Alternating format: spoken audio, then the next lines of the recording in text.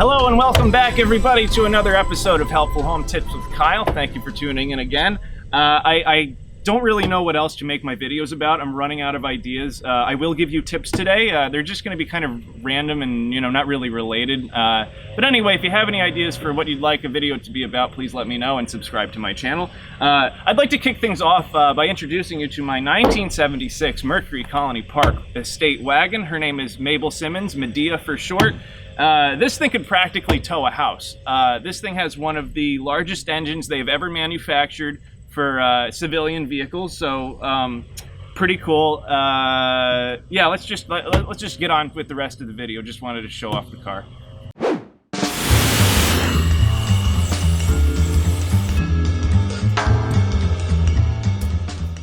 Alright, so quick little tip about power washing vegetation growth off your roof. You may have actually seen one of these shingles was coming up a bit. I can't see which one, but anyway, my warning to you is, or tip I should say, don't go too close with the nozzle, and make sure if you have different settings for your machine like this one does, there's different color nozzles that have different pressure settings. Make sure you just go easy on the roof. You don't want to destroy the granular material on the shingles, because when you do that, it impedes the roof from doing its job, and it'll shorten the life of your roof. So do that, and also when you're spraying, you want to spray at an angle that's going this way, towards which way the shingles are pointing. I'm not really sure how to describe that any other way than that. But either way, just keep those things in mind when you are power washing your roof. Okay, so as you can see, we have a gutter system here. It's hard to see, but there is a gutter guard here. The roof is clean, the gutter guard's clean, everything's doing fine here. The gutter is clean, there's no blockage inside because of the gutter guard, obviously. And then we have a concrete block foundation with a layer of stucco, not a parge coat, but stucco in this case. I like parge coats too, but anyway, the reason that the layer of stucco has deteriorated here is because there actually was no gutter here originally, and what happened was, evidently and apparently, all this water would keep dripping down and it slowly eroded away this stucco layer. Now, if they were observing this over time, they may have noticed maybe a little crack here and there, like this one. And then they could have addressed the problem before it got this bad.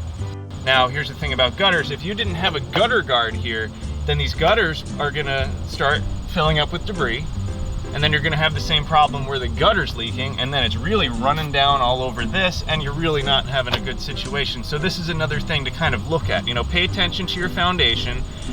And another FYI, this may look like a crack in the foundation and the foundation's moving, right? That's not always the case. In this case, the crack is because a protective layer has eroded over time because the cracks that originally formed on it at the beginning were not addressed. So that's another tip, I guess, So I'm showing you these areas because they are closer to leakage than other parts of the plumbing system. There's some more right there. Let's see, here's another one, right? Yeah, this one's not too bad. But anyway, you want to pay attention to these areas because this is a signal that there may be a leak sooner than later compared to other parts of the plumbing system, and you definitely don't want to ignore leaks. This is something that, if you're in the basement and you happen to have, exposed piping like this, take a peek every now and then and check things out. So there's something called a ground fault circuit interrupter, or GFCI outlet. Sometimes you find them in the breakers in your electrical panel, but more commonly you're going to find them in these outlets. It's the outlets with those weird buttons on them, right? So this is a polarity tester. It tests the wiring configurations in outlets, both GFCI outlets and just regular ones. If there's a wiring configuration that's wrong, don't worry about it. It's an easy fix. You can do it yourself if you're handy. I don't suggest that. Get an electrician to do it too. It also has a button here that simulates a ground fault. So when I put it in the outlet here, I'm going to press this button. Oh joy, it looks like this one works. Sometimes your lights are going to go out, sometimes they won't. Either way, when that button snaps out, that means that it's working. Now what you want to do is exercise these things every 2 months. So do that every 2 months. I don't expect anyone to do it. I don't think anybody really bothers to do it. Whatever. That's what you do to maintain this part of your home system so that you can remain safe.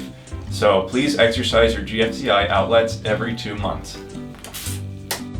So another little thing about GFCI outlets. Over here we have a sink. We got GFCI outlets on both sides. That's what you should do. There's a water source there. More likely that there's going to be an electrocution, right? Hopefully not, though. I'd like you to live. Right over here we have a regular outlet. That's next to a stove. That's fine.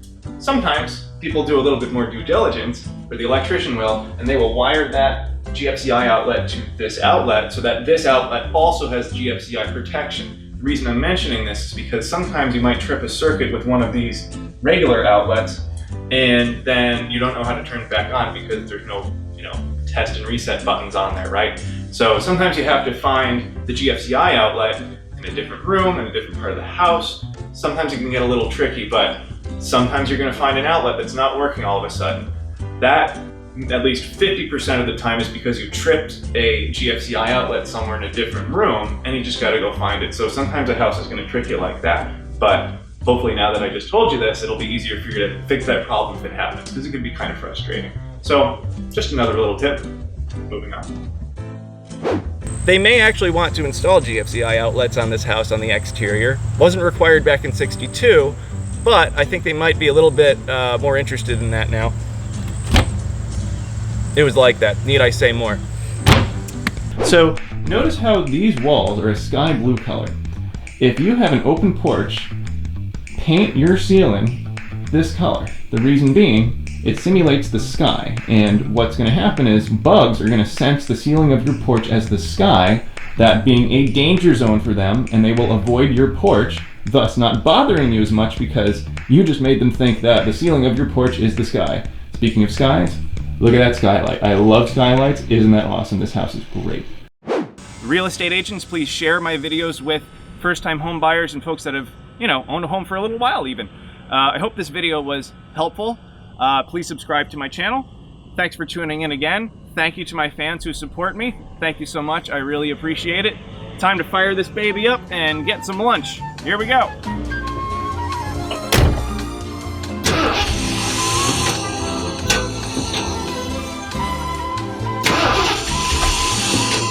Tall and tan, young and lovely, the girl from each family is walking. And when she passes, each one she passes goes